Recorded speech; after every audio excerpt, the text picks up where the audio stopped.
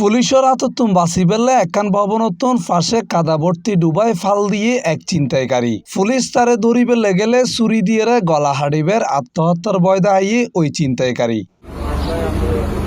প্রায় 5 ঘন্টা পর ফায়ার সার্ভিসের সহযোগিতায় তারে উদ্ধার করে গ্রেপ্তার করেছে পুলিশ।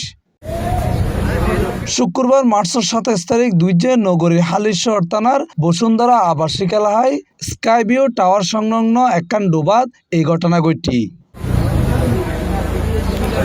হালিশহর থানার ভারপ্রাপ্ত কর্মকর্তা ওসি কাজী মোহাম্মদ সুলতান আহসান উদ্দিন C+ টিভিরে হইয়ে এখানে প্রথমে ওই যে ওকে ধরতে গেছে ওয়ারেন্টের আসামি হিসেবে, ও তখন মোরাইয়া পার্শ্ববর্তী ওই ডোবাটায় সে চলে গেছে ইচ্ছা করে, ঠিক আছে।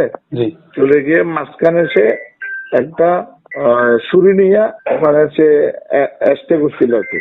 এমন সময় তো পুলিশ বারবার ওকে ধরতে গেলে সে নিজে সুইসাইড করবে এরকম ইয়াদে, তখন আমরা ফায়ার সার্ভিসকে কল করছিলাম, কিন্তু ফায়ার সার্ভিসও সামনে গেলে ও নিজেকে বলে যে আমি শেষ করে দিব সেই এইভাবে বলতে। পরে আমরা পোশাকধারী পুলিশ চলে গিয়ে পরে পোশাক চেঞ্জ করে তারপরে উঠতে দিয়েছিলাম, তারপরে উঠছে আর ধরছে আর কি। ও 13টা মামলা আছে, চুরি, ছিনতাই, তারপরে ডাকাতি, মাদক ব্যবসা সব।